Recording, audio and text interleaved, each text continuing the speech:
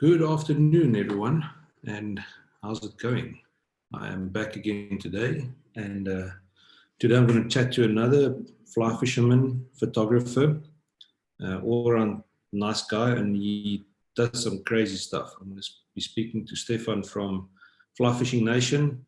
Like I said on Facebook, we got connected a good couple of years ago via Facebook with regards to the fly fishing, and I have followed him ever since. Now, these guys have been to some incredible places, and I'm going to chat a little bit about that.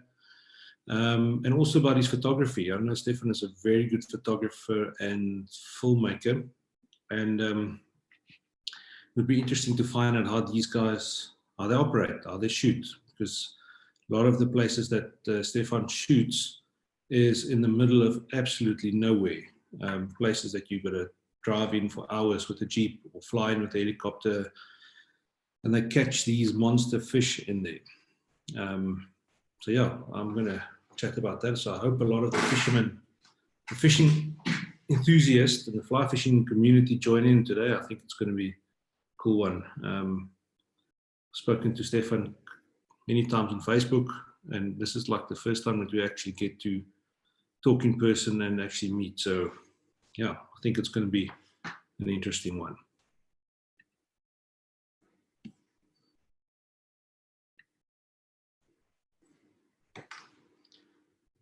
Okay, let's get Stephan to join.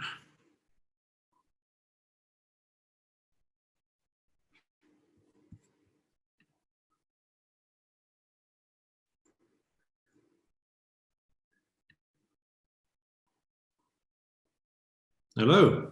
Hello, Dewald. How are you doing? All right, and you, man? Okay, now I got you. Audio is connected now. Okay, great. How are you? Good. I'm good. You're looking sharp for being quarantined. Like, look at me. I look like a hobo that's been going around emptying dumpsters. Look at my hair. I need a haircut. That's the first thing I'm going to do when I'm out of this quarantine. I had to shave my beard. I haven't shaven my beard in probably, it was 6 years, from 2014. So I had to shave it off so I could wear a proper mask at least when I go out into the streets and to the shops when needed. And but you're in Croatia at the moment. Looking good though. Thanks. Thanks. How's the good so far here? I mean, I'm still sorry. How's robot boys here. Let's see if I can fix that. That's good. How's that now? Is that better? Yeah, it looks better. Oh, we'll see how it goes. Okay, fantastic. Okay, great. First of all, yeah, thanks for having me. I've dodged every single bullet for a live session in this quarantine times, and that's the first one I've agreed upon, because all the other ones were just purely fishing related and fly fishing related, and it's good to be outside of the realm because I've been working on fishing editorials for the whole of the last 5 weeks, basically. It's a good time to catch up. I know it's an unpopular opinion, but first of all, it gave me the opportunity to catch up with all my projects, because last year we had 220 days on location and this year it's a little bit more quiet. So it's good catching up. Yeah, that it is always great to get stuff done. Well, the big thing for me is I had all my editing for clients done before this lockdown came. So, so yeah, my laziness comes handy in this case. We were just on the road, and thing is, I'm quarantined right now here in Croatia, which is actually quite nice. So I'm complaining on a very high level. It's 22 degrees outside. It's sunny. They've just opened up the gates to the city, so I get to go around. I bought a scooter from a little kid to be able to go around actually here, because we were not prepared for this. We were shooting something in Venezuela, and then we had to leave the country. The Venezuelan lockdown happened basically overnight, and the guy at the airport told us, like, guys, you gotta leave. And we had 5 more days of shooting. So we packed up all the stuff, all the saltwater equipment, back to Paris with the last flight out. And instead of going straight back to Germany, I said, no, I'm not gonna have any of that right now, because I don't want to fight people over toilet paper. So straight down to South Croatia. I have a little house here, and people are not fighting over toilet paper or any supplies here, because the supply chain is shorter. So I thought, let's sit it out here for like 2-3 weeks, and it's been almost 6 weeks right now, which is okay. Weather is improving, it's getting better and better. How is the situation with you down in South Africa? Well, they last night our president announced that from next week Friday they're going to lift a little bit of the lockdown. So basically, what that means is that we can go to the shops again and buy stuff like clothing, non-essential stuff. That's stuff like makeup and toys and all these kind of things. You can buy them again, and you can go walk your dog or cycle or run and stuff like that.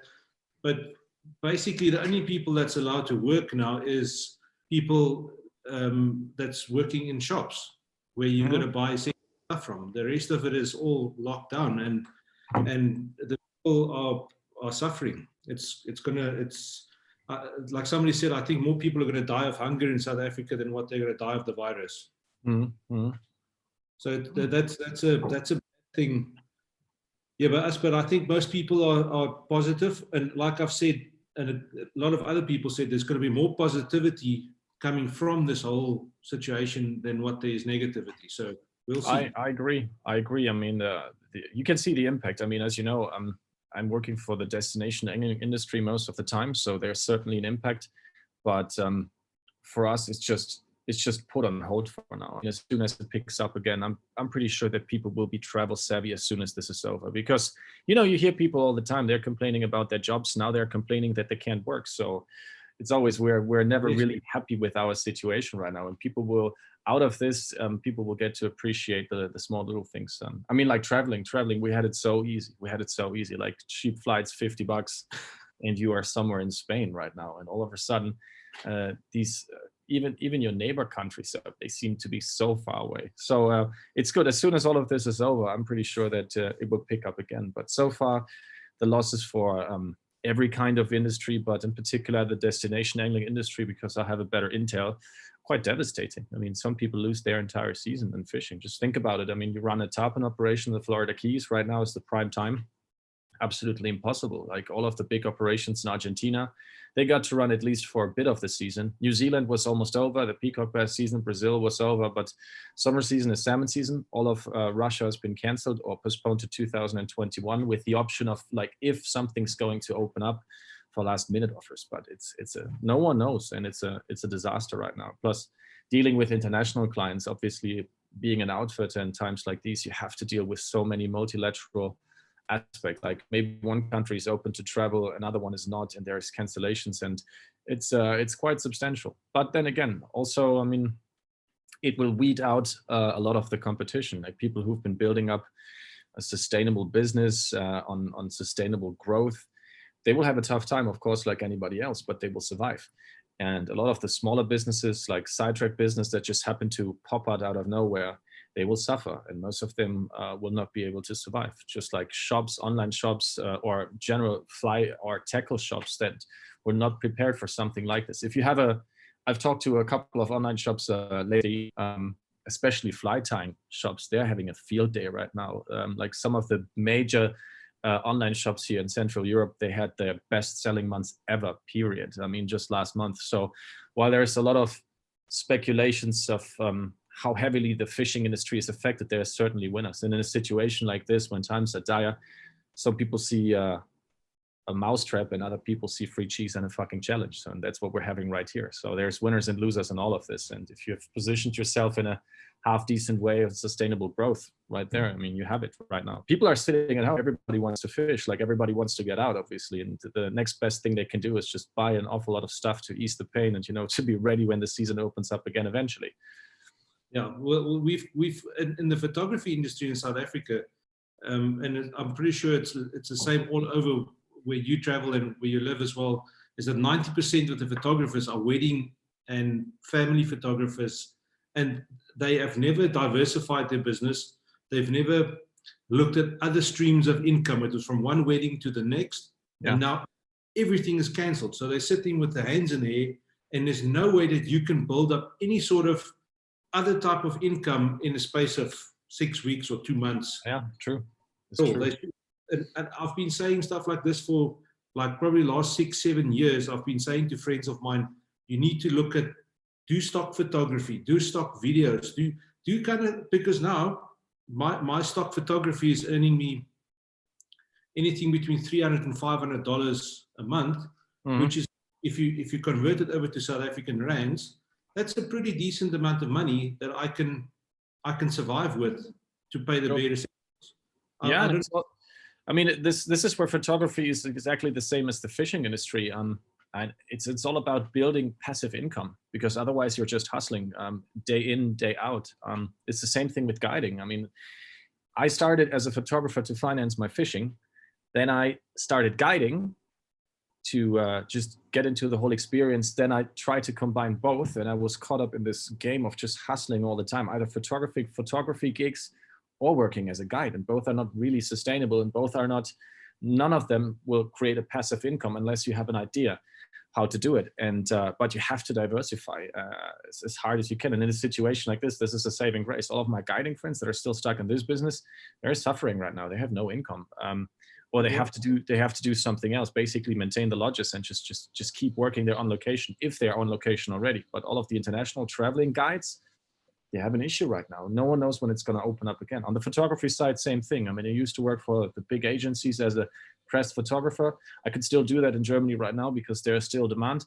But fashion, all of that. I mean, I get a lot of requests to do FaceTime photo shoots for Instagram models, which is the funniest thing ever.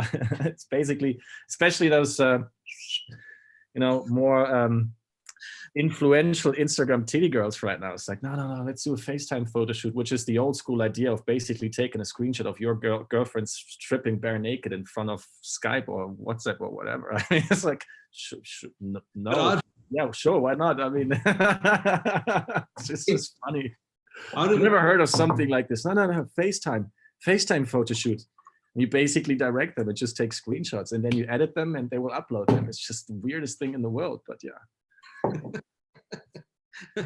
Well, how did they get to you in the first place to give you that request? Is it people that you followed? Is it people that know you?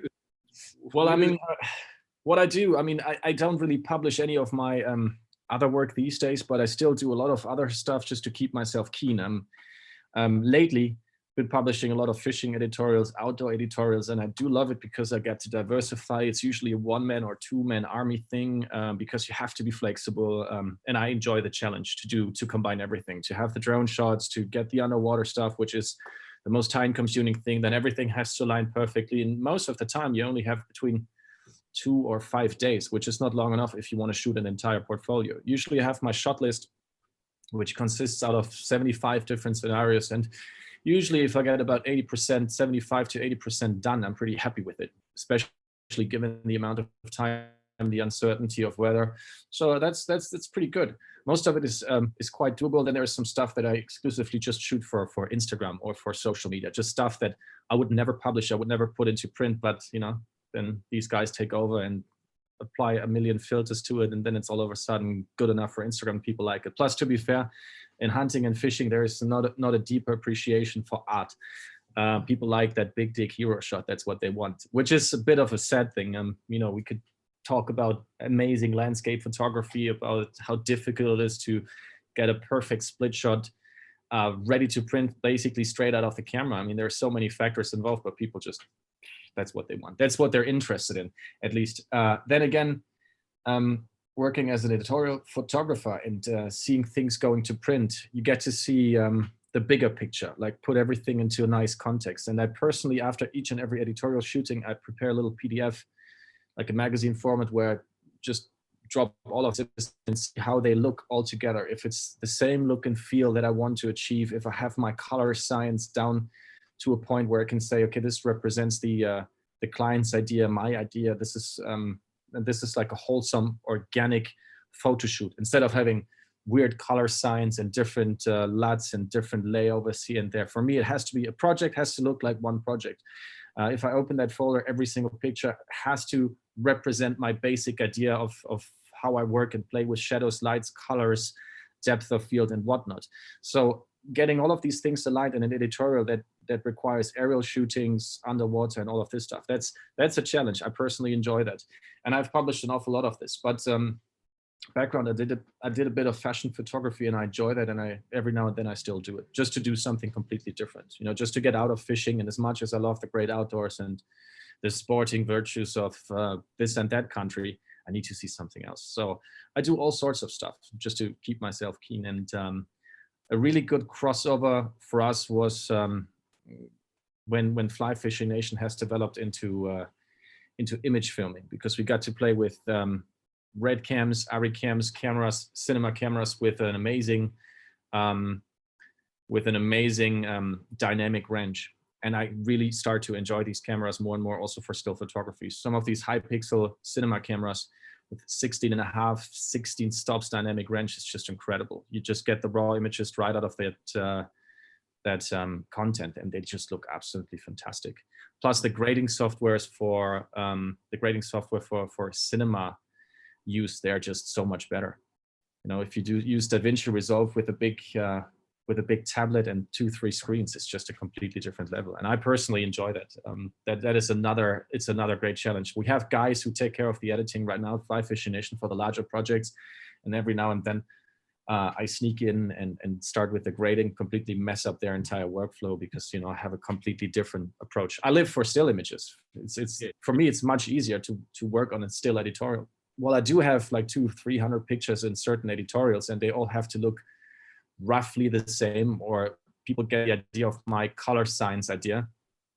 For me, something like motion picture is just gruesome, because shooting a timeline on 24 frames per second, shooting a project over half an hour, and you know, you frame that perfect still shot like you would landscape wise, they have 29.9 minutes to completely mess it up. So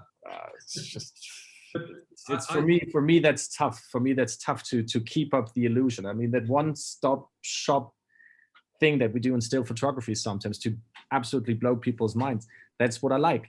And if I have enough time, I will just mess it up, because I mean, after all, fishing, hunting, photography, it's an illusion, or it's a perception. It's a matter of perception. And you know, the viewer gets too many information, and obviously you cannot only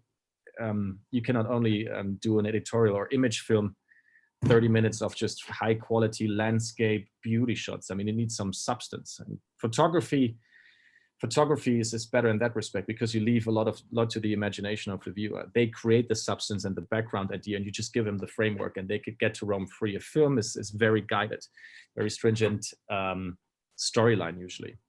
It's like I said to a guy I spoke to yesterday, is that with photography, it's easy to shoot a good photo, and you've got it, it's there, you put it up on a wall and people will look at it and they will be amazed by it and everything. But with film, if you're a good photographer, you can shoot good footage, because all the principles are the same. But the trick is in putting all that shit together to make it look good and to tell a story. That is where the difficult part comes in.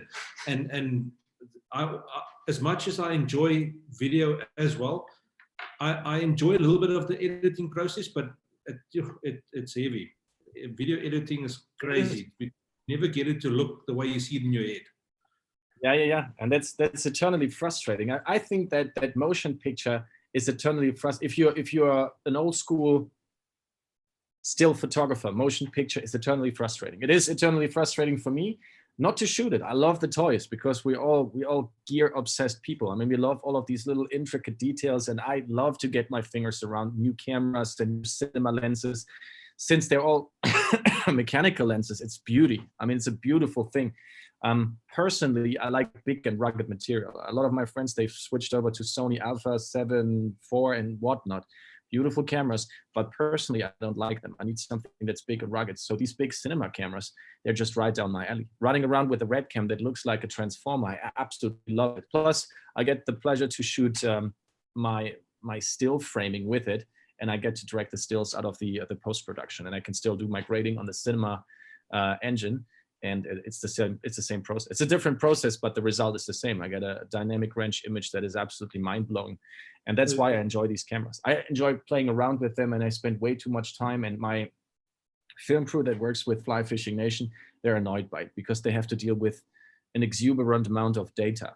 Running around with these cameras that fill up like 960 GB hard drives, the little red Minimax, in less than half an hour. That's just, they have to go through all of this bullshit. So you shoot with red footage, and then most of your stills you pull as a screenshot from that, as a sometimes, yeah. If I get it's a time-consuming thing. I've been working with this experiment lately just for the dynamic range, because I do enjoy post-production to some extent, but having that fashion background where you shoot in a controlled environment, I like to get my footage as close as I want it to be to the final result, and then just shoot the entire series like this. And I like to do the same thing in outdoor photography. So for fishing, at least, we started carrying around big soft boxes, light bouncers, to create a controlled environment, even in an outdoor scenario.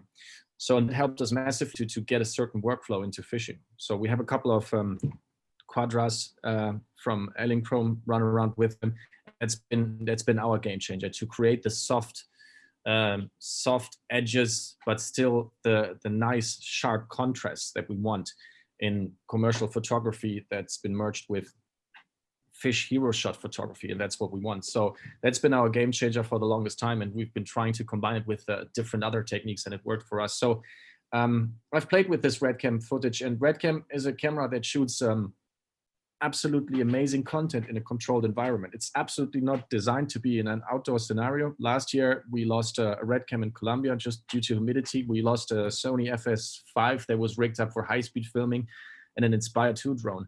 So that's all of that cinema stuff is expensive, but the images that you get out of it are just incredible. And yes, I do use it sometimes for stills, but not exclusively. For most of my editorials, I do prefer large format and large bodies. Like right now I'm shooting the Canon 1DX Mark II and 1DX Mark III is just in the making right now. I'm waiting for it. It's probably in the office already, hopefully.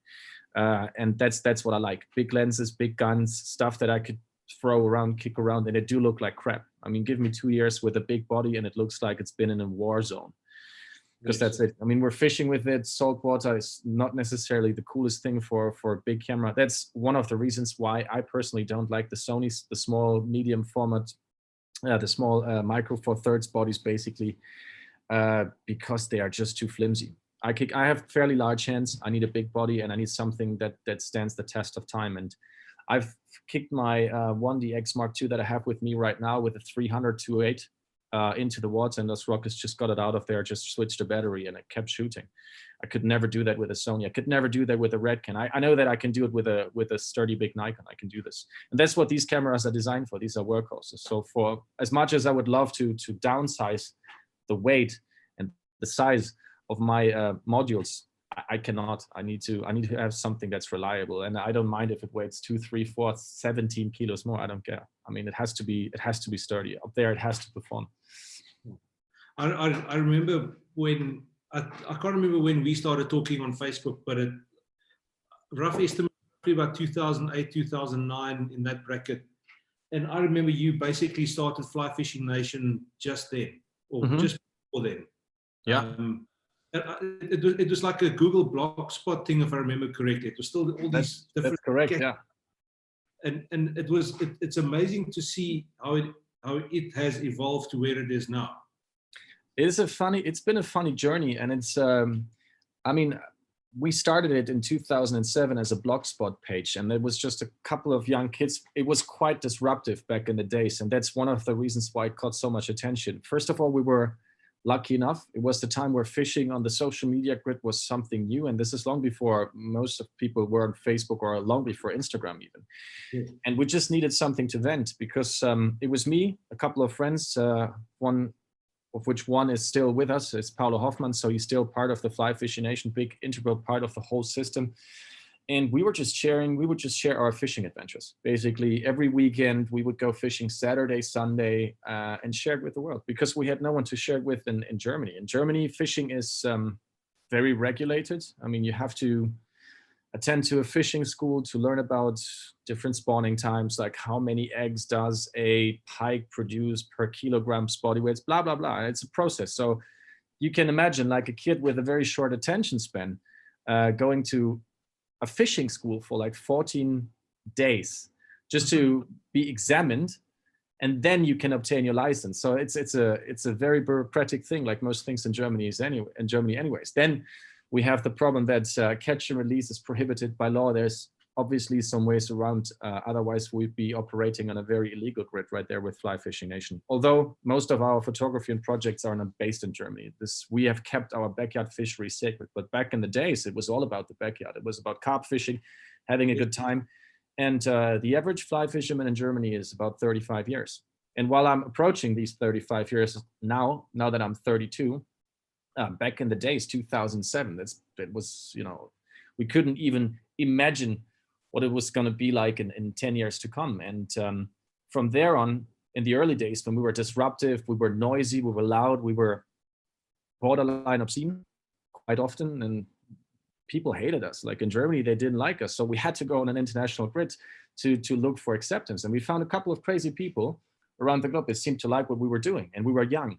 So more younger people, they would join us from all over the place, and it built up some momentum. And this is when Fly Fishing Nation evolved into a Facebook page, and ultimately there was a website time in between, but I think websites are a little bit tedious. So right now we are working on another website solution just to have a portfolio, which is more on the media side and the stuff that Fly Fishing Nation does that's not known to the broad audience, like the conceptual work that we do for a lot of lodges and media services and content creation and managing their social media accounts and so on and so on. So this is all happening behind the scenes, plus the image film part of things and the conceptual work that we do for TV shows. But then back in the days, it was just about being colorful, noisy, not noisy, even loud. Like we were screaming it at people, even if they wouldn't want to have it, we were just right there in their faces. And we would do stuff that was quite unusual, like fly fishing for carp, which was unheard of back in the days. It was trout and grayling, but carp is what we had in our backyards, and we had to work with it. So from there on, it just developed. And it was an insatiable hunger. Like everybody who participated, it was a race to the bottom because everybody was looking for the bigger thing, the next bigger thing. So it was about chasing the biggest pike or the biggest carp. And then eventually we had to leave Germany, and we had to go to Argentina to find the next fix. It was like a drug addiction, like chasing the dragon. And then we ended up in Argentina. And in Argentina, we decided that fishing Argentina each and every year is just a really expensive thing to do. So we started guiding there to have an entire season. So it just went crazy. It was absolutely lunatic. And we're still doing it. Like Paulo is still guiding. I'm still doing a fair share of exploration because I need to do it. It's so deeply rooted in our DNA to be wild and crazy. And it's good to see that we have a couple of younger members right now who are bearers of the torch, what we have done. And it's good to see that it's not, there's a couple of cool things in years to come. There's a positive trend, like Fly Fishing Nation. We were just lucky because it was one of the first projects, and we were lucky that we could create our own content on that social media. And this is why it basically popped. We were just normal kids having a passion for something. We found a whole bunch of people who would support us, listen to us, and check our pages out every day. And this is how it started. And now it's a bit bigger. Did you, because I remember you were still working for Loop Tackle back then or something? Yes. And so you're working for Loop, you were shooting fashion editorial on the side, and then on your off time, you guys were chasing these carp, and I think it was called barbel or something under the bridges. Barbel. Yeah, we're still giving them a hard time, the barbel, because they are our backyard treasures. Our backyard fishing has developed quite substantially. All of these influences from the outside, we brought it back to our backyard, and our trout fishing has just kicked off doing unconventional stuff that German fly fishermen per se would never do because it's frowned upon. But throwing ginormous streamers that you would usually fish for pike, for trout, resulted in crazy brown trout. Barbel is a fish that not a single fly fisher would have cared about. But it's good fun, and it was summertime fishing taking pressure off our trout. I mean, yeah, back in the days, and it's still a very strong link. I used to work for a company called Loop Adventures, which has turned into Solid Adventures. I used to be their camp manager for a sea trout camp down in Argentina. And Loop has always been a very strong part of the history of Fly Fishing Nation. I think 2006, when a friend of mine published a video called Fly Casting Extreme, he just did a couple of slow motion shots of me casting with Scandinavian spey rods and single-handed underhand setups. And it just went through the roof. Like back in the days, old YouTube days, there was more than 500,000 views on that video, and that's more than 10 years ago. That's 16 years ago right now. I mean, it's crazy. So I still the first brand to pick us up. They were our first sponsors, and they still are. We still have a very strong connection with Loop. were partially involved in a lot of processes within the company back in the days, and nowadays they are strong supporters of what we do, still are. Yeah, I still get all the newsletters from Krista and all the adventures that they're going on. I still get it from Solid Adventures. I still get it in my email every now and again when he sends it. And it's one of those, I always quickly scan through it because there's always some awesome pictures and whatever in there. And yeah, it's been amazing. But okay, a question I've got for you is, how did you end up being able to monetize Fly Fishing Nation? It's the same old thing. I mean, we had to diversify because no one is going to throw a chunk of money at you just to fish.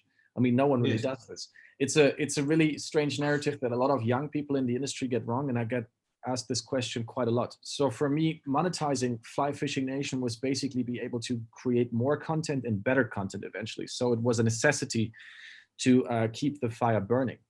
I split my season between guiding. I've had 8 years of guiding on sea trout. I had four years of hard exploration, and these exploration and scouting missions are still a very integral part of what we do at Fly Fishing Nation. And it's depending on the project and depending on where it is, that's large projects. Like last year, we've been given the opportunity to scout a remote river in Russia for a Russian client, and the project has turned out to be such an amazing success. Right now, this was supposed to be the opening season, and obviously this whole COVID-19 situation happened. So the grand opening is going to happen 2021 right now, but we're super excited about this project, and parts of our crew, they helped to scout it. We will produce the entire social media work, the editorial work, everything that needs to be done, create a marketing concept. And this is a very wholesome approach. We're working on several fronts, on the media front, on the actual guiding front. We get the staff over. And so, you know, if you just pin it down, there's like 10 different commercial points where we are included. So that's all service. And yeah, I mean, building up Fly Fishing Nation, yes, there was a thing that happened organically. It was nothing that we intended to do or bring it to this scale. But what Fly Fishing Nation actually does is it was a well-kept secret. We have a brand book. It's called There Is a Method to Our Madness, and we kept it that way for the longest time because most of even our regular followers, they have no idea what we're actually doing. They just get to see big fish from all over the place, not knowing that most of these big fish are actually from our guiding sessions. Like Paulo has been guiding for 10 weeks in Argentina straight. Obviously, he gets to fish every Saturday. And as a guide, he knows the river. So, I mean, we get that big sea trout content all the time. Then us fishing in Russia last year, there was work. We were shooting editorials, we were shooting all the image films, we were shooting basically everything. And obviously, we get to hang out in really cool places with a lot of fish. So along the way, Fly Fishing Nation happened. It was inevitable things as soon as you come out with these pictures on a social media grid that, you know, will catch people's attention. And we've been given the chance to fish a crazy amount of different countries for a crazy amount of crazy fish. And most of them happen to be either special in one way or another or big or something. So yeah, I mean, it's the service around Fly Fishing Nation that monetizes Fly Fishing Nation to some extent. Right now we see a trend, which I think is quite worrying. A lot of people want to get into fly fishing, and they the one thing that they do, especially on social media, is sell out their integrity right now. You see that a lot. Like people are advertising CBD oils, essential something, energy drinks, weird freaking cookies, protein powder, basically OnlyFans bullshit, and it's worrying. But I get it. I mean, like obviously, all of this stuff being out there and equipment and traveling costs money. So something, you know, the money has to come from somewhere. I mean, no money, no honey. That's what it is. But it has taken, in some particular cases, very, very absurd turns that I'd find quite worrying, because COVID-19, another positive side effect that I see coming out of this, that people get to realize that watching people fishing on Instagram is nowhere near as cool as actually fishing. And there was a tendency where people got it all wrong because they would only fish for freaking Instagram. Like personally, I couldn't care less about Instagram. It's great. And I love that people follow us and we get to say all the inconvenient bullshit that we want to get out there, trying to make this place a better place for future anglers to come. Because quite frankly, when I'm 60, I don't want to share the water with a couple of stupid idiots in their 20s that don't quite get it right. I want them to treat this resource respectfully, and I want to be able to enjoy it along with a lot of other people. I don't mind sharing. It's not about that.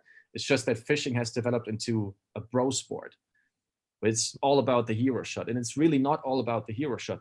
Part of the funny part of it is Fly Fishing Nation has been part of the problem. So we're not only part of the solution by offering advice of how it should be, we've been part of the problem because we've been these guys. Like, I mean, we were the idiots out there. And trust me, like a lot of people have told us, like, and it just fueled the fire. We went even harder. It's like, okay, you think we suck? Oh man, we're gonna suck even harder now. That's, I guess that's part of the maturing process of Fly Fishing Nation. Like, we're not that wild anymore. So if I understand you correctly, like let's say I'm putting up a new lodge in Africa or wherever, and I phone you and I said, Stephan, I want you to come out here, fish the place, create as much awesome content and vibe for it so that next season I get people booking with me. Yeah, I mean, like in a bigger picture, yes, to some extent, but the people, there is something. I mean, obviously, if you build up a lodge, you need marketing material. Now, you happen to be an amazing photographer, so you have no need for it. You can take these lodge pictures yourself, but most of the people are struggling with it. Plus, most people are good at managing fishing places, but they don't understand marketing. And even if you understand marketing, it doesn't mean that your skill applies for this particular field of work. Fishing is a weird industry. You have to be very well connected. You have to be respected to some extent. And people appreciate if you've put in the hard yard. So our guiding background and lodge management background boosts us quite to the top. So if you could pick between any random photographer, you would obviously pick us over many others of our, it's not even a competition. Many other photographers simply because we've got a huge individual reach on Fly Fishing Nation, and we've got the expertise more than anything, because images are very subjective. I mean, I cannot even look at my stuff, and Paulo, the head of content at Fly Fishing Nation, he shoots in a very similar style. So I couldn't care less about Paulo's photography. It's great, but it looks very similar to what I'm doing. We've been doing it together for such a long time. So naturally, I'm not so interested in my own work or Paulo's work or even Alexander's work, which is a little bit different. I look at what other photographers are doing. So if I were a camp manager, I would hire somebody else to do it, but then I would take care of the marketing part. So yes, what Fly Fishing Nation has been offering clients is a very wholesome approach. Like, take professional fishing guides, let them fish it. And it's not only about fishing it. What we've done in Russia, for example, we've taken infrared cameras mounted on commercial scale drones, and we would program them to fly up and down the entire river, create a 3D map of the entire river system, including a 3D underwater map with an infrared laser that penetrates the surface of the water. So before we actually got into the process of fishing it, we had a depth chart map of an entire river system. So we would pinpoint a couple of amazing structures, and the helicopter would drop us down and we would fish it, and we had epic fishing. We were very effective. So it's a cost-efficient thing. In a matter of 4 to 6 weeks, we've scouted 138 kilometers of river, which is almost impossible to do if you do it by foot, by yourself, just fishing the way you would. But that comes back to people hiring somebody with the experience, because any guy, you can shoot a very nice Euro wide-angle shot with a wide-angle lens on your iPhone, but it will look great on Instagram and on Facebook, whatever. But that guy with his iPhone coming to fish there, the Instagram rock star, he's first place. Those images are not good enough to be published like what yours is. He hasn't got the expertise. He hasn't got the gear. And we've got the same problem in South Africa. South Africa is very well known for its hunting industry. Yeah. And yet all these guys, they've got a client coming in from America. He spends $20,000, $30,000, $40,000 with an outfitter to come and hunt here, to hunt whatever animals he wants to shoot. And then the PH or the guide is laying there on the ground with his iPhone to get a picture for this guy who's just spent his year's worth of savings to come and hunt in Africa. It's exactly the same story. Yeah, I mean, the thing with hunting is I've just lately, we have switched over and we are doing a couple of hunting gigs each and every year. We do a lot of wing shooting in Argentina nowadays, and I find it more predictable, so it's a lot easier to film. Like wing shooting with slow motion cameras, I mean, a flock of birds, and there you go. That's your money shot right there. Personally, on these editorial parts, the most challenging thing for me is good food pictures, good interior pictures. Although it's a controlled environment, but for me, being an outdoor photographer, I know how to take a hero shot. I've done it forever. I know how to do these underwater shots. We've been doing this for 10, 12 years. So that's the easy part. The thing that really gets me going, that's also the most annoying part for me, is taking something that's like a bottle of wine and make it look absolutely fantastic with a very simple setup that you want to carry along in small helicopters or even walking. So that's for me the most daunting task in all of these editorials, and I love it. For me, it's a challenge, like interior photography. You have to make it look alive, and food-wise, Jesus Christ, delicious. I mean, I find it quite hard. And that's for me the most challenging part in these editorials. The fishing and hunting part is usually the easy thing, because I know where to stand, I know how to anticipate what I want to have. But yeah, the interior, it's also time consuming, which is a big part of it. It takes away a lot of time, and usually when the light's right for hunting or fishing, either way. So you have to, it's a call that you have to make. It's like, I want to stay behind you guys, do your stuff. And yeah, I mean, that's just for full-blown editorial stuff. In fishing, it's the same thing really with the pictures. I mean, people go for fishing trips. Fishing trips range between $2,500 to $25,000 these days, depending on what you want to have. And most of the guides, they will come with their crappy phone and take a picture. That's not even worth it. But you cannot expect the good guides to be great photographers. So yeah, there has to be something. As long as they get to take away something, I understand that. But I do believe on those high-end lodges, especially when people are paying 5 digits, there has to be something to take away, a little bit more professional. Have you had clients or people phone you and said, listen, Stephan, I'm going to Argentina or Venezuela. You know the place. I want you to come with as my photographer. Have you had that? We've had that too. Yeah, we've had that too, which I find, I've done it. I would do it again, certain clients, but it's usually a very weird mixture. I mean, what people want, clients have to be very, very clear what they want. And that's why we usually send out a questionnaire, so people get to answer and visualize and vocalize what they want up front. So we need to understand, because we have a vision. It doesn't necessarily match their idea. Usually, and that's just based on my experience, like if people request this, there's a lot of ego involved. So it has to be, it's big ego, big money trips, and it's all about these people, and that's sometimes very tedious to shoot, depending on the person, of course. But I enjoy shooting larger parties. If there's a group of people who get together, who have their very own dynamic, I get to slip out and create very intimate detail shots of people, like when they are truly happy or when they're interacting with one another, which I find quite nice, especially on an outdoor setup, when people they don't I want to be invisible. That's basically it. If I shoot a one-on-one on one person, it's less intimate. Then I would use very large telelenses, like a 600 or even up to an 800, and hide somewhere just to create distance. But if I have a group, I can be right in there and create something that delivers an emotion. Yeah, I know. I've been watching your photography, and you can really see that. It's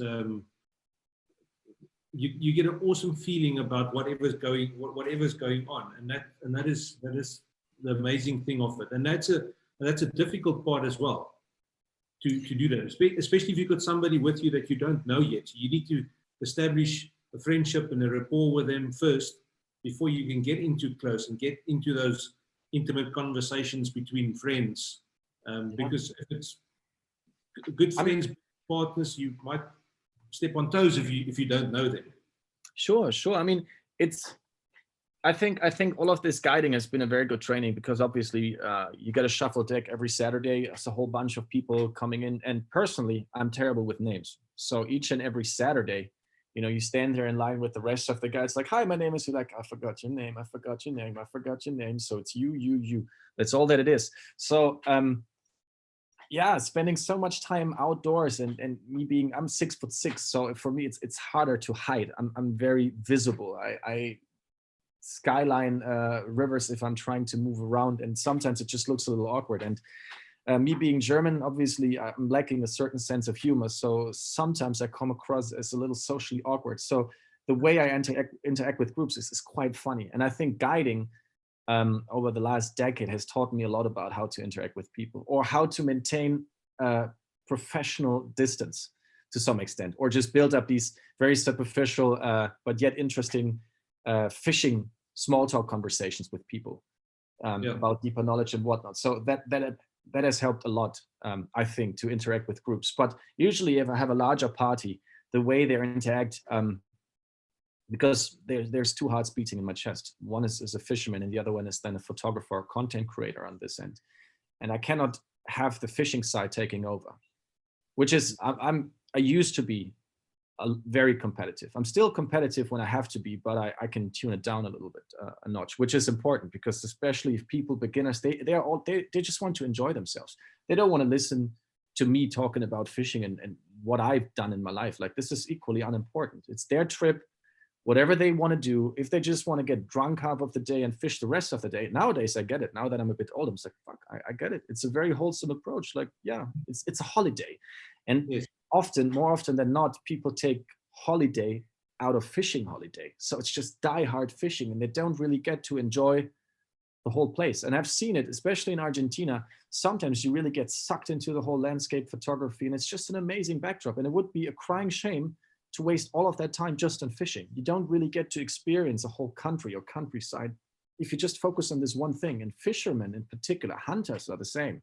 They are incredibly narrow-minded with a tunnel vision for these things. All they see is fishing, and the greater experience is what is lacking. And luckily, we've been going into another direction, like trying to create editorials that are a bit more wholesome. And I've just finished an editorial about a tiny little place in Chile. And the guys, my client, Nervous Waters, they had to beat me to shoot it, because January is the time of the year when the big Dorados in Argentina are on. So all my free time, I would spend either sea trout fishing or Dorado fishing. So when they suggested, Stephan, you should really take a week off and shoot this place that we have in Chile in a tiny little valley, fish for, quite decent, but yet average sized trout.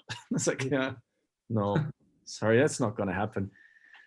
So I pushed it away for 2 or 3 years. And when I ended up in this valley this year, I was absolutely taken by it. I was blown away, and I was mad that I didn't do it earlier. It's not because the fishing was fantastic. It was still exceptional trout fishing, but it was not about the size, and it was not about the numbers. It was about the beauty of this place. And the whole thing was just stunning. It was just staged. It was Disneyland for a traveling angler.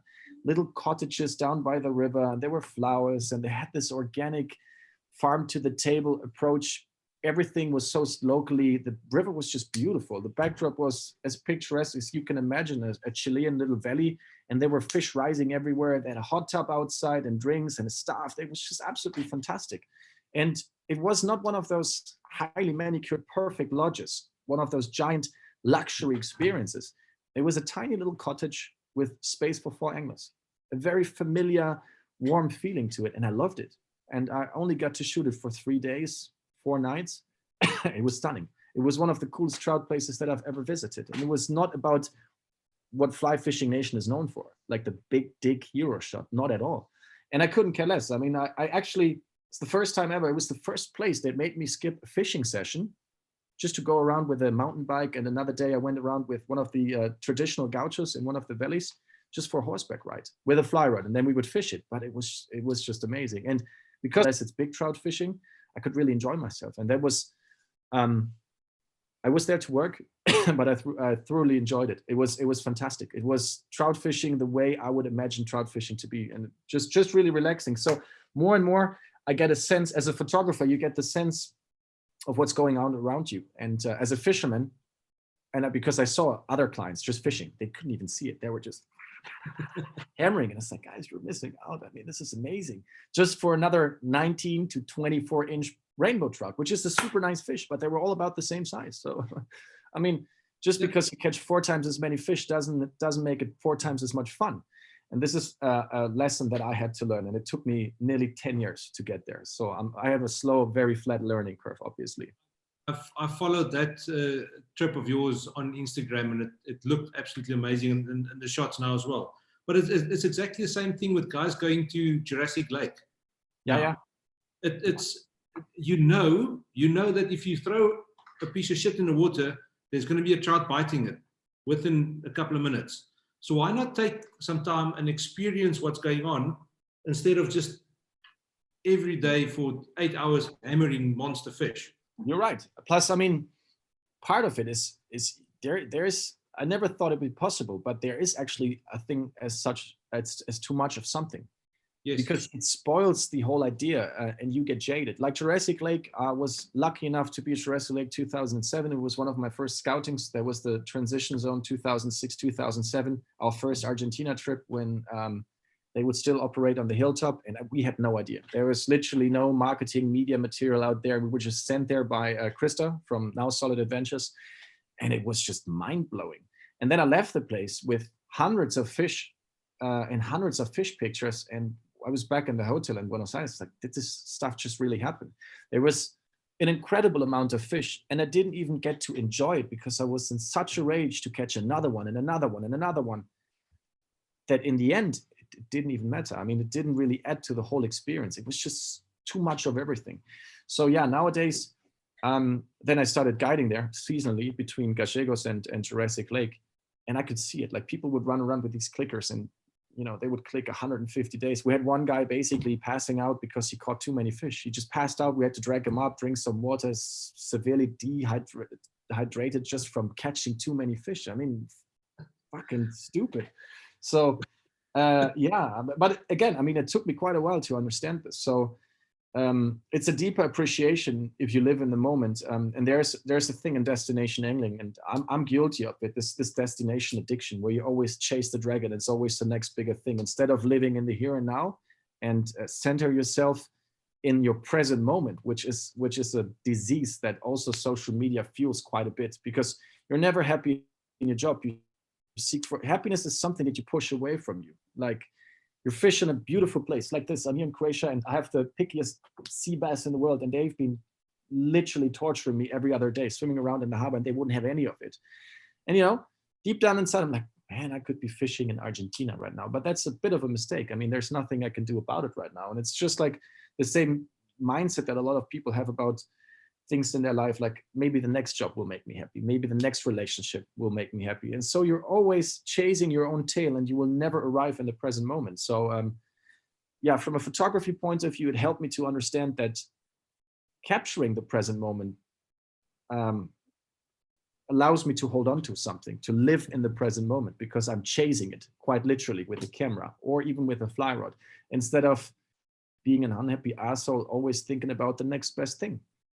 So that has helped me, and I can see that process and that progress on my photography side of things and also my fishing side of things. I'm a lot more relaxed and I'm a lot more happy and centered with where I am right now. And in the beginning, it was just hustling, trying to be better, trying to catch more fish, trying to be. And Jurassic Lake is, you can clearly tell, I mean, right away, like what kind of people you're dealing with. There are these people out there who just fucking want to chase the next big thing because it's out there and they know it.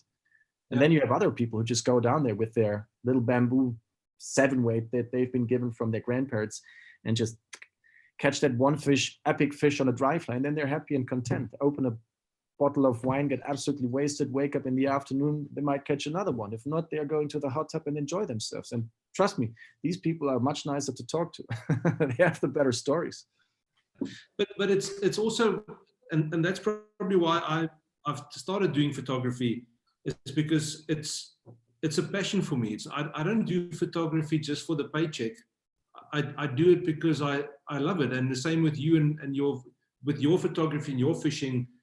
You've been lucky enough that the two of them has worked together beautifully to your advantage. But I can tell you now, if somebody blindfolds you and says, pack 2 things, we're taking you to a destination, you don't know where it is, you'll pack a fly rod, probably a 6 or 7 weight, and your camera and 2 lenses, and you know that you will be good to go. You won't worry about you won't worry about anything else except 2 pairs of underpants and a clean shirt and trousers.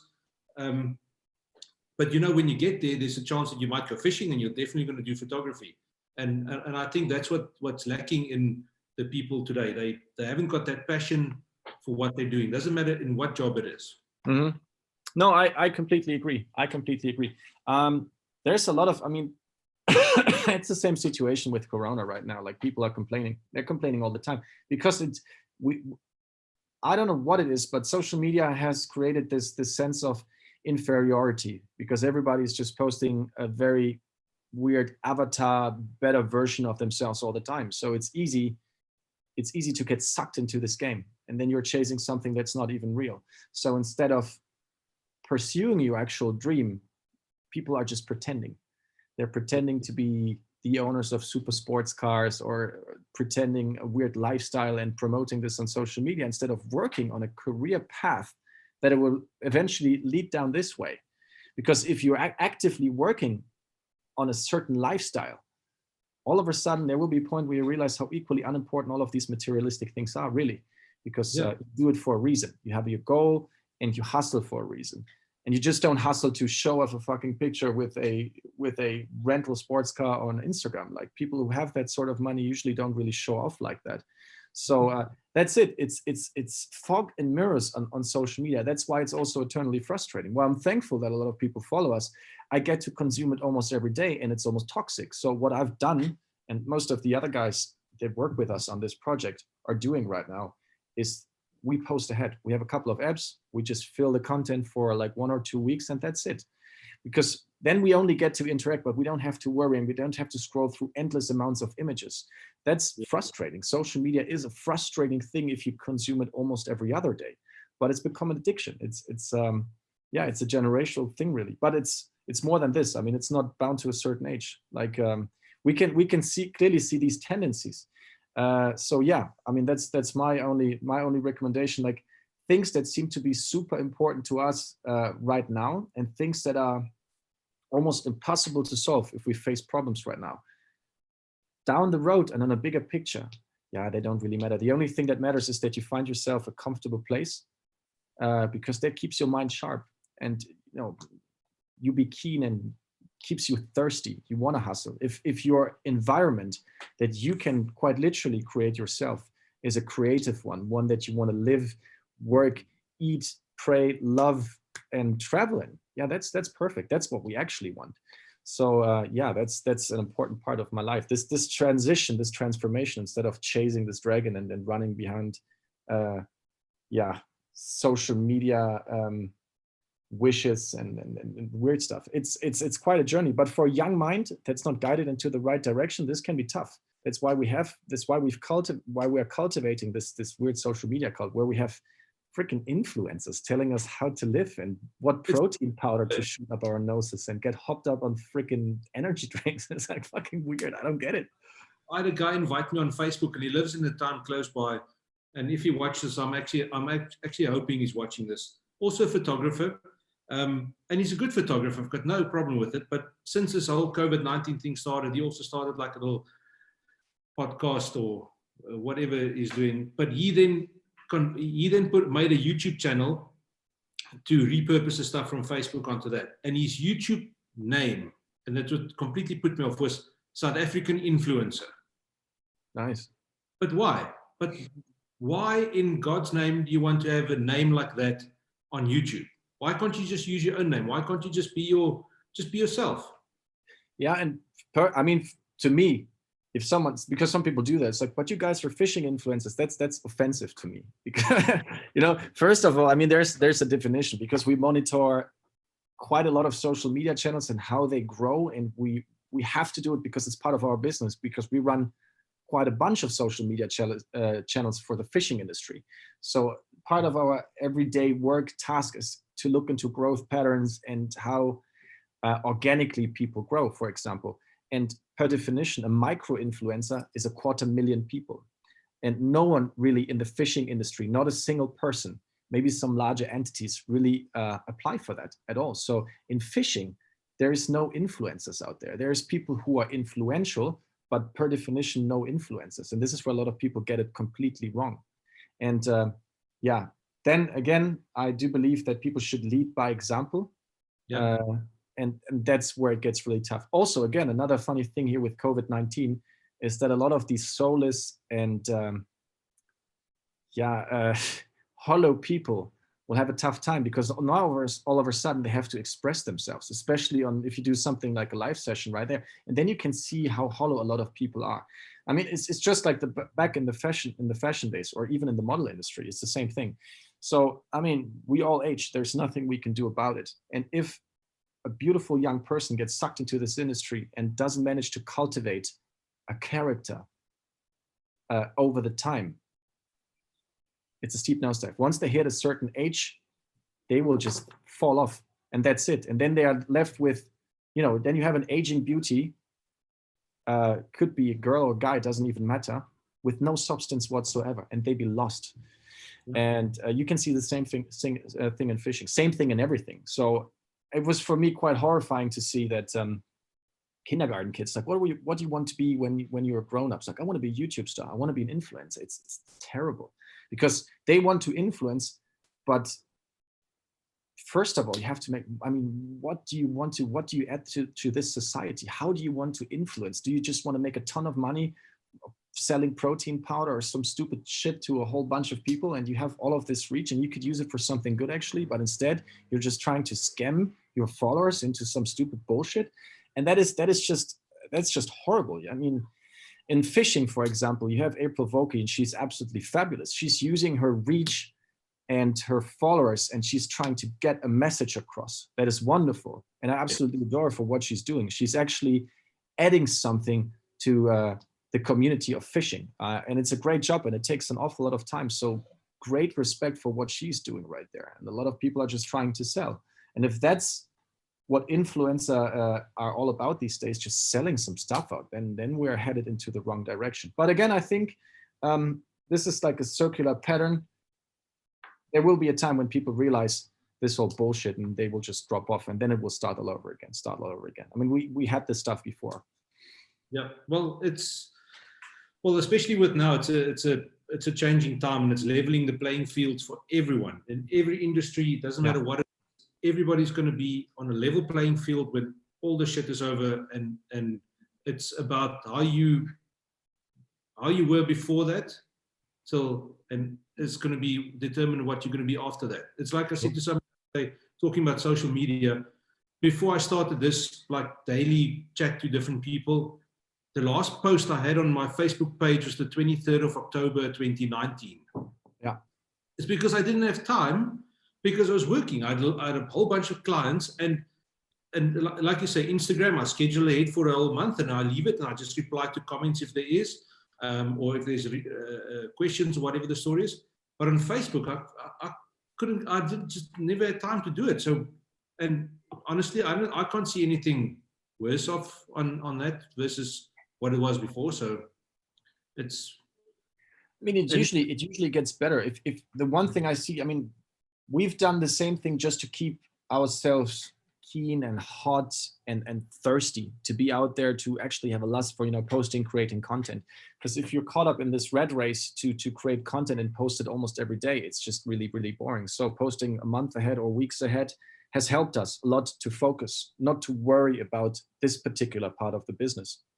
And it's just better. I do believe that if you cut down your social media consumption, and I know this is not a lot of people will look at me like, what is he talking about? Will just make you happier. I mean, less bullshit, less unnecessary fighting and talk. Because, I mean, I see it when I wake up myself. Like, the first thing I do is, where's my phone? Check, and then you just get caught up in stuff, and it's just so time consuming. But yeah, I mean, it's part of the business. But this has to be regulated. Especially if you use it on a professional scale to some extent, and if it's part of your business. And every photographer is using Instagram as a portfolio these days, which is completely legit. So it's part of the business. But this time has to be managed, because time equals money. So, I'm guilty of it. I waste hours each and every day just basically burning my time on social media, and I should do even less. But right now, I mean, even especially being in lockdown, I mean, my media consumption is just going through the roof. Now the first thing, I mean, I can leave this town since yesterday and just go around, and this is the first thing I did. I just jumped out. First thing I need to find now is a barber, someone who cuts my hair in like a shabby little back street here for $50. I'll pay for that. Tell me, what's on the cards when all this is over? What have you got? Have you got anything planned that you can share? Because I know that it's quite exciting actually, because this whole topic of social media and social media consumption has bothered me for quite a while. So I was trying to find different ways to not take advantage of it, but use it more, use it in a better way, use it in a way where we get a message out and across not only images. So we have partnered up with a couple of guys in Germany or in the European speaking market that are quite influential in their very own way. We've done something, we shot something with a German musician called Materia in Colombia, and his entourage, which was some quite interesting and impactful little journey for us, because a lot of things went wrong. This is when we lost tons of very expensive camera gear. And out of this, an idea has developed that we are streamlining right now with a production co-company that will help us to get it on a larger grid for a streaming platform right now. So we've been working on this project, and it's quite substantial chunk of investment for us that's going down into this direction to make sure that we just reach a larger audience. Because part of the problem is, especially in fishing, Fly Fishing Nation was created to share our adventures and ideas. It was not intended to be a sales platform of any sorts. All the services that we offer, we don't offer to clients per se, like consumers. It's all business to business. Yes.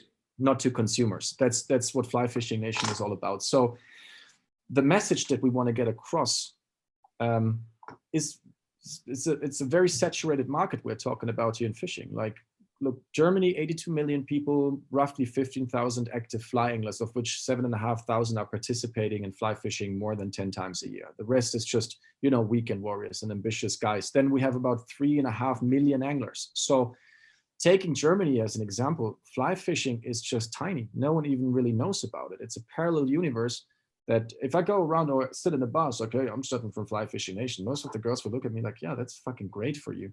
No one really knows what I'm talking about. So having this social media ego that's bigger than most of the titty accounts from German influencer girls doesn't really help, and this is not about this is not about dating. It's just about the general perception that people don't know really what it is.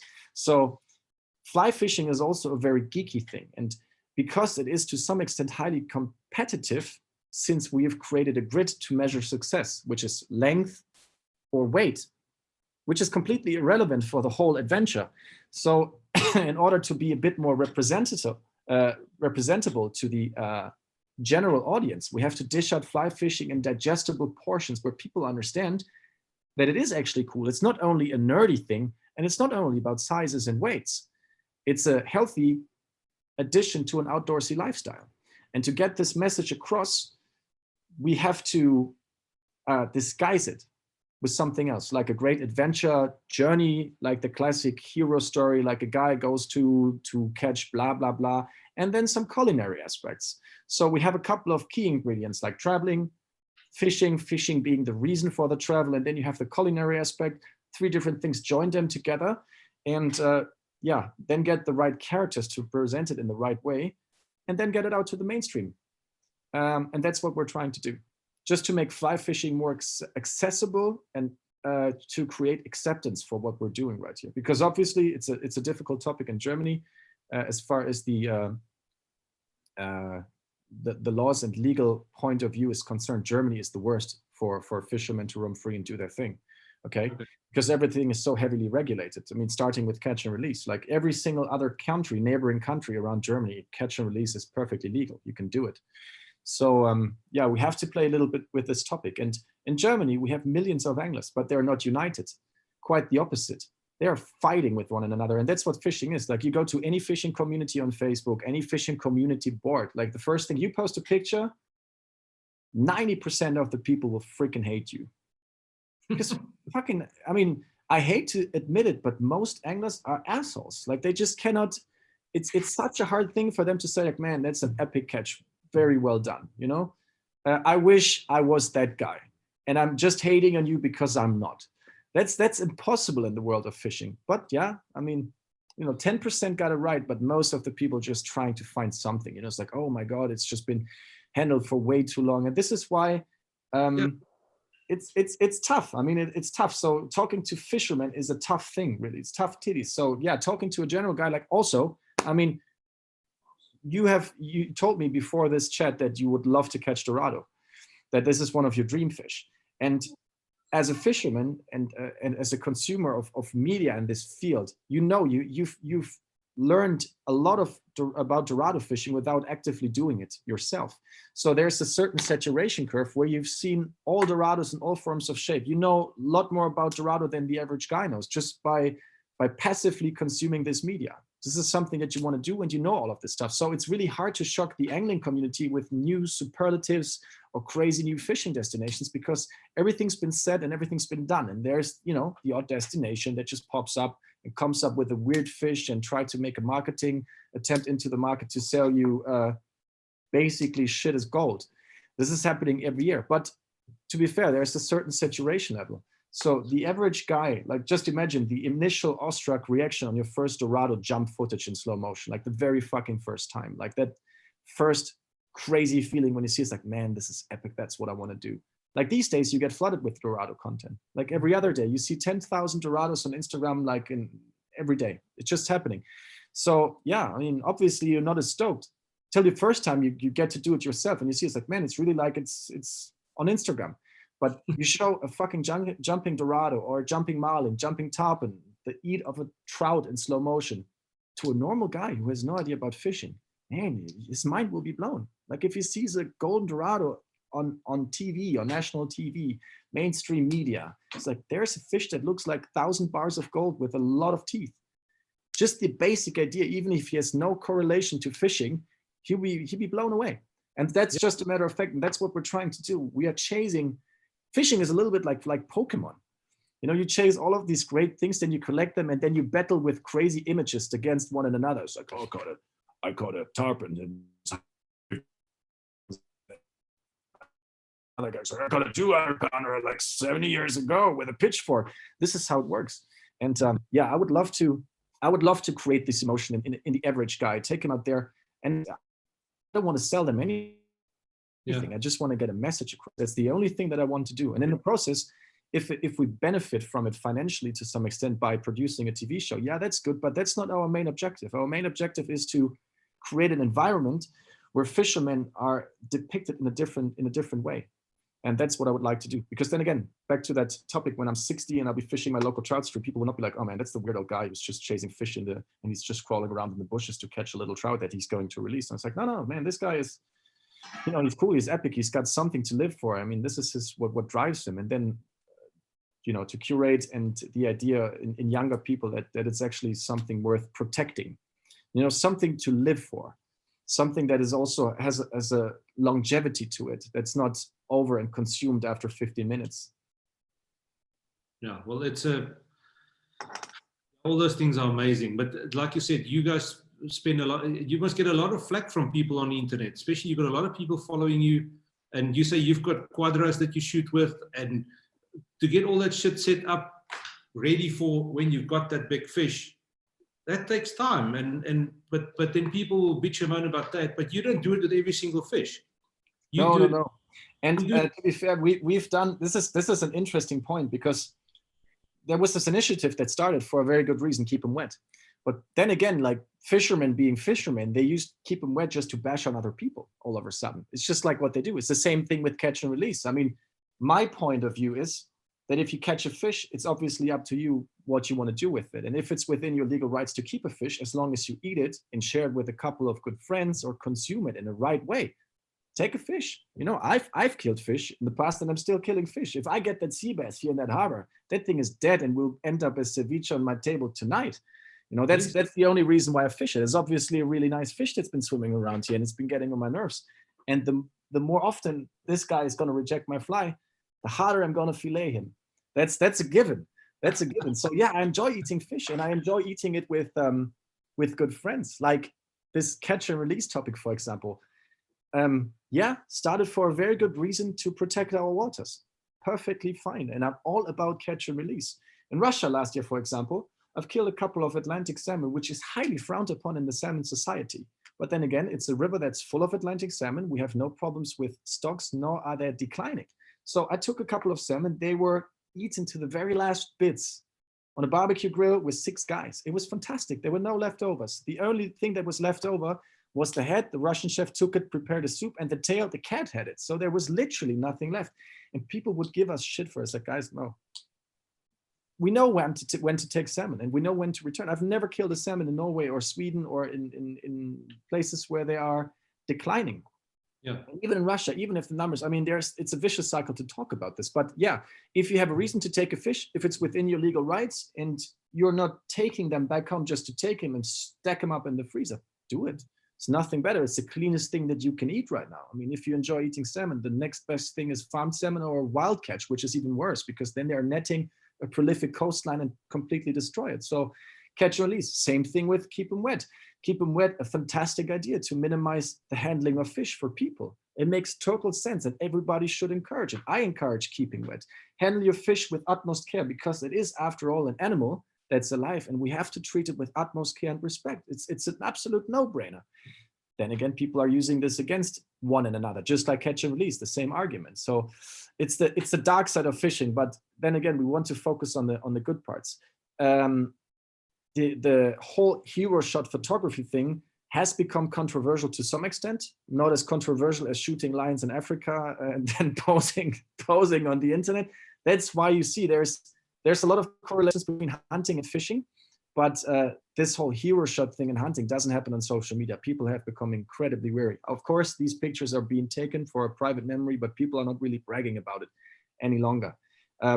Because the hunting thing in Africa is that's a topic for like another 5 days with the discussion. Sure, yeah. The thing is, what people don't understand is that they see a dead elephant or they see a dead lion or a dead buffalo or whatever the story is. And 99% of the time, everything from that animal is being used either by the lodge or the community. Nothing is wasted. And now we've had, with this whole COVID-19 thing, our Minister of Agriculture and I think it's agriculture, said that he wants to put a ban on the consumption of game meat. And I read that, yes. Absolutely stupid, because why would you do that? Because a lot of these farms, they do get trophy hunters coming in from overseas, and the trophy hunters, they want to take their trophy back home and put up on their wall. They cannot take the meat back.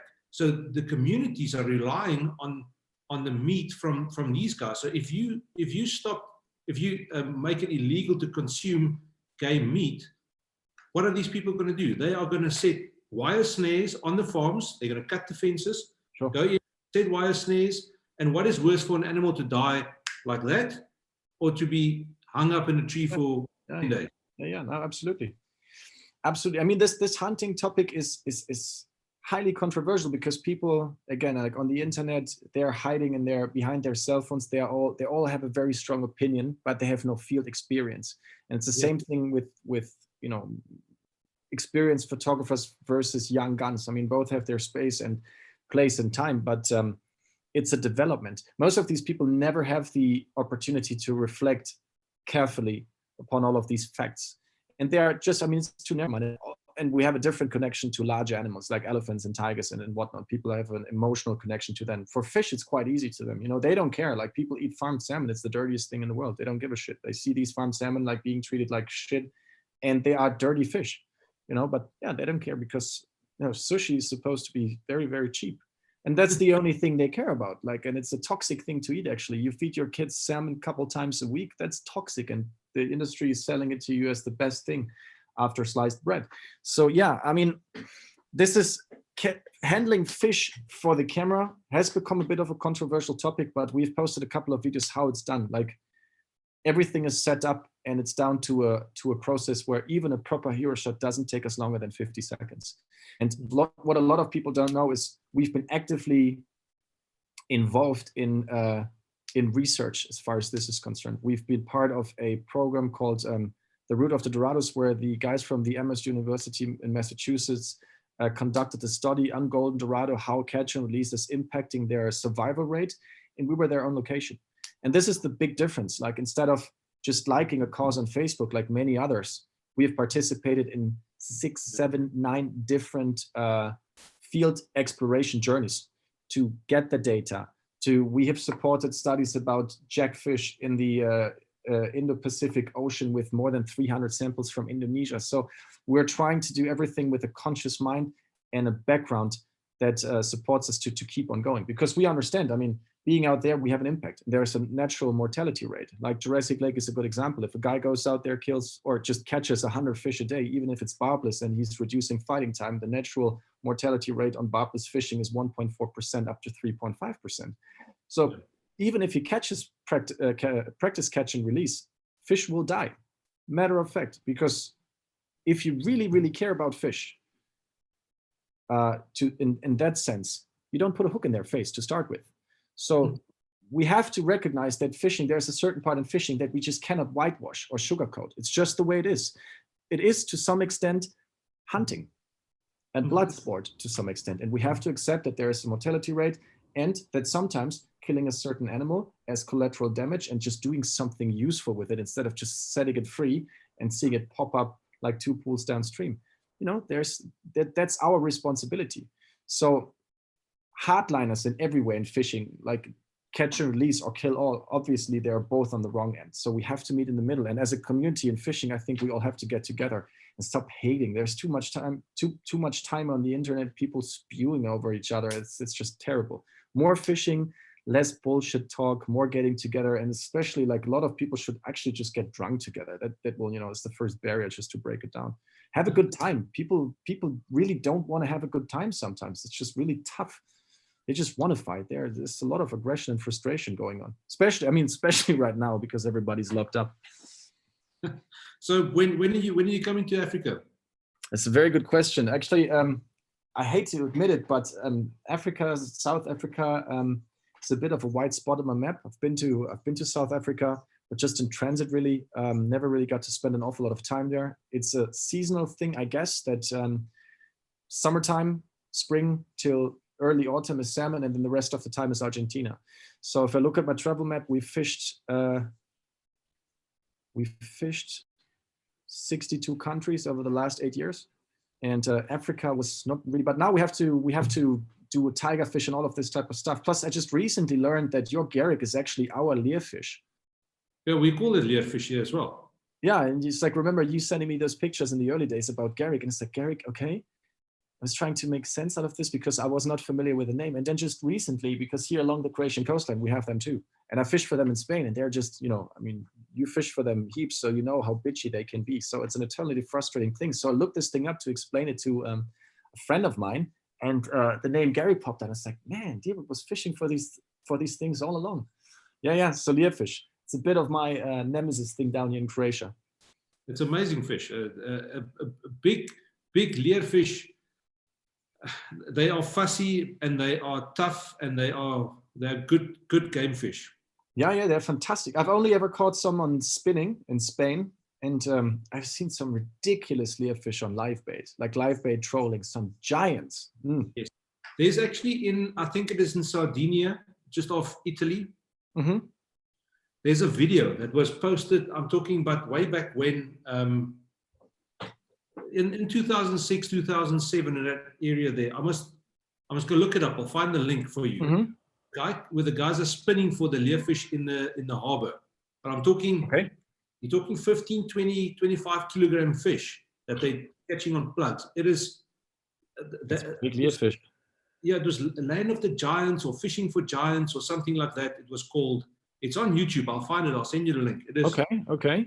It is incredible to see that. And what a lot of the guys, well, in South Africa said that they would go out, 2 guys, one will cast a plug, bring in the fish that comes closer so you can cast a fly to it. But not many people has done it. It's not like a kingfish. I know kingfish will chase a thing till he either eats it or he leaves it. Yeah. But learfish will come up and it will hit it 2 or 3 times, and if it doesn't get hooked, he will back off. Yeah. So I mean, on spinning plugs, I've seen them. It's difficult. I've managed to move a lot of learfish at the mouth of the Ebro River in Spain on plugs. You know, see them coming after, chasing it. But yeah, as you said, they're fuzzy. I mean, it's not like they're not on a suicide mission really. It's quite interesting. That's what gets me going. Like one of the things that I like in fishing and seems seems to be the same with my dating behaviors. I like frustrating things. You know, I like things that are frustrating, and then I like to get my brain and everything behind it and figure these things out, because then I believe that it's much more of a satisfaction to crack a certain code. I love permit fishing, and I love Atlantic salmon fishing, and I love I love a bit of frustration. I can deal with it. You know, it keeps me going. It's a good motivation. And learfish is just about the right frustrating thing here that happens to roam these coastlines in Croatia. So that's why I'm naturally drawn to this fucking disaster. Bass? How often have you fished for bass? Bass as in black bass or sea bass? No, black bass, like largemouth bass. Oh yeah. I fish for them heaps, actually. A lot of people don't know that, but before we were big in fishing, we were into tournament bass fishing in Italy, Spain, and Croatia. Freaking love black bass. I fished them in Korea, in Cuba, fished in Italy, Spain, Portugal, Austria, in the United States.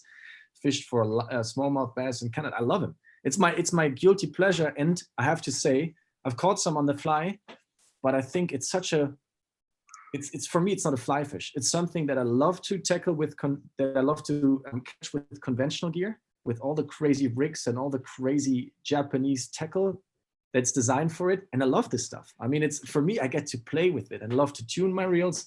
So I have a quite substantial collection of mega bass reels and super tuned diver reels and bait casting sticks that I just absolutely love. But it's not a really popular opinion on Fly Fishing Nation. Fly Fishing Nation is this. At some stage, Fly Fishing Nation was this Tenkara hipster craft beer, Tenkara rod swinging, fly only cult. And if I ever mentioned, God forbid, mentioning GT popping equipment, man, these guys would absolutely fucking hunt me down in the streets. It's like, a traitor, Stephan, how could you? They hated me. So I tried it because I did a lot of crossover fly fishing for GT, but then open water. Everything that was deeper than 10 meters was for me popping equipment, heavy fucking big poppers, big GT. And I love it. I love popping for GT. And every now and then we would sneak a couple of pictures on Fly Fishing Nation just to show them that fishing actually is diverse and you can do some other stuff than just fly fishing. Because I'm convinced I do love fly fishing, but I'm an angler. So I really like the general concept of angling. And although I do prefer fly fishing, it would be a stupid thing for me to hate on carp fishing, for example. Because after all, it's fishing and I love fishing. So all of this hatred and all of this, it's just like Canon versus Nikon. It's the same thing. It's like fly fishing versus the rest of the world. And I don't quite get it. Maybe I'm too stupid for it, or I don't know. But it's the same thing. Every single time I post conventional angling pictures on Fly Fishing Nation, I mean, if you want to see a shitstorm, you know, I can show you some of the evil, dirty messages that I've got from these people being all wound up that, Stephan, how dare you? How can you promote like a barbless treble hook on GT? Like, how dare you? If I find you, it's like, okay, go easy. Ooh. I found this guy on YouTube while in this lockdown, busy in front of the computer working, and one of his videos happened to pop up in my YouTube feed. And there's this guy from Australia, and his YouTube channel literally grew from like 15,000 subscribers to 50,000 in the space of a week from one video he posted. Is where he abseils down this cliff and he anchors himself with these ropes to the rocks. He puts the carabiners in the whole bang chute and he catches the tuna off these ledges. It's absolutely insane. Awesome videos. I mean, there's great angling accomplishments that there's a lot of stuff that we just cannot do with fly rods. And as much as I like to push these boundaries, because we have with some other stuff like the carp fishing that was absolutely unknown to the world of fly fishing when we started it. So just a very few people would know about this. There is just stuff that we cannot do, or stuff that is just eternally frustrating. Like, for example, marlin or billfish on the fly is something that some people do enjoy. I don't really see the point unless you want to kill a fish, really. So, I mean, do it with the right gear. And yeah, I mean, same thing with GT popping. It's amazing. A friend of mine, Dennis Verrit, he went to Ascension Islands and he caught, for the longest time, he held the record for the largest yellowfin tuna caught off the rocks. And the whole video is also on YouTube. It's just ridiculous how cool this stuff is. Yeah. You know, and there's so much amazing stuff. For last year in autumn, this German musician I was talking about, he's a conventional angler who enjoys a bit of fly fishing, but it's not that he's a fly fishing nerd. So when we went into the jungle, to fish for peacock bass. I got to fish with conventional gear for the very first time on peacock bass. I've caught loads of bass on conventional stuff, but I've never tried it for peacock bass. And every single time we ventured into the jungle to fish for peacock bass, it was indeed a fly-only journey. But of course, deep down inside, it's like, man, this must be so much fun in spinning. So I started watching all of these topwater videos where the spinning guys just get in there and this, what it's called, the wood chopper, and this peacock bass comes up and just absolutely obliterates everything. And I got my hands on some spinning gear and I freaking enjoyed it. It was my dirty pleasure and I wouldn't even give it away. He gave it to me, and for the rest of the day was in the back of the boat, just slipping and flipping and just having the time of my life. And that was just cool. And so as a diehard fly fisherman, sometimes if we're too narrow-minded and too caught up in this tunnel vision, yeah, we deprive ourselves of some of the greatest angling adventures there are. I mean, let it be, you know, it's not necessarily down many, but I would love to live bait for a big Goliath grouper, for example. I would love to do that just to have it done. I think it's an epic thing to see a grouper swallow a whole ray or a jack or something like this, and then something that can literally just drag you overboard. I just love the idea. I would totally do that.